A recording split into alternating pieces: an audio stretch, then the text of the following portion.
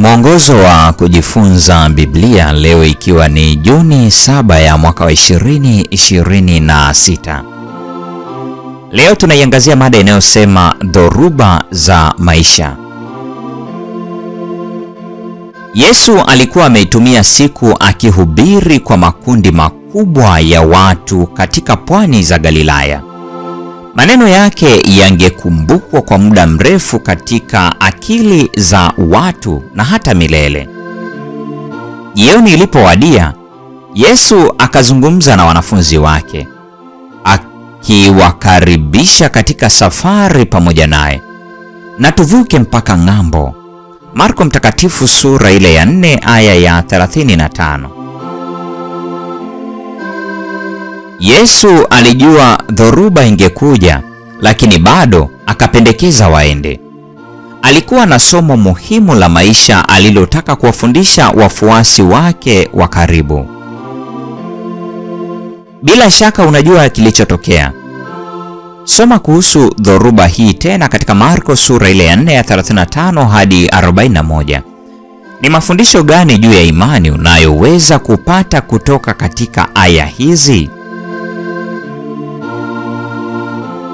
Zingatia hoja hizi. Hoja ya kwanza. Yesu analala usingizi juu ya kile kinachoonekana kuwa mto pekee katika mashua.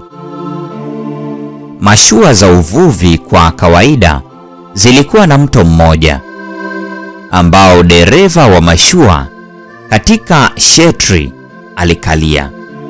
Mtu aliyekuwa katika shetri ndiye aliyekuwa akielekeza mashua kufika ilikokusudiwa.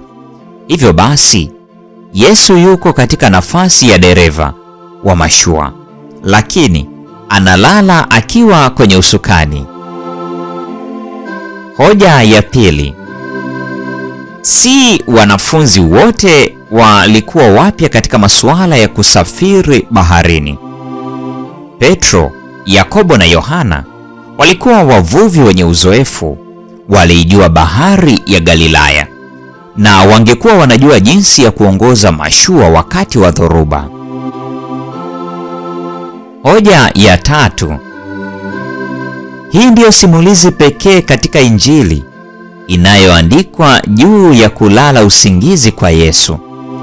Wakati wa moja ya dhoruba mbaya zaidi katika maisha yao, wanafunzi walipokuwa na hofu na wakidhani wangekufa, Yesu alikuwa amelala katika shetri. Hoja ya 4 na ya mwisho. Mwitikio wa wanafunzi wakati wa dhiki yao ulikuwa, si kitu kwako kuwa tunaangamia. Walihoji tabia ya Yesu na upendo wake kwao. Mara nyingi huu ndio mwitikio wetu tunapokumbana na nyakati ngumu. Ni katikati ya hali ya kukata tamaa ndipo tunaweza kujaribu kujiokoa wenyewe kama wanafunzi. Au wakati mwingine ni tunapohisi maumivu au kupoteza ndipo tunapoanza kuhoji au kutilia shaka upendo na utunzaji wa Mungu kwetu. Tunadhani kwamba yeye anapaswa kutenda kwa namna fulani kulingana na tunavyofikiri na kuona kutoka katika mtazamo wetu wa kibinadamu. Lakini kama ilivyokuwa kwa wanafunzi, ni katika dhoruba za maisha ndipo Mungu anaweza kufanya miujiza mikubwa zaidi.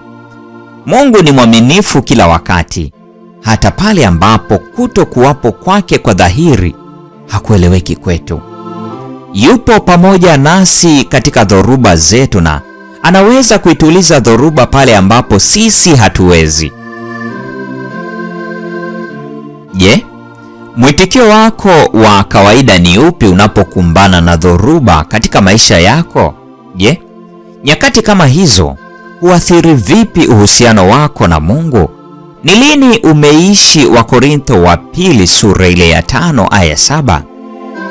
Mpendwa wa mfuatiliaji wa mfululizo wa masomo haya ya mwongozo wa kujifunza Biblia, hii ni Juni 7, siku ya Jumapili.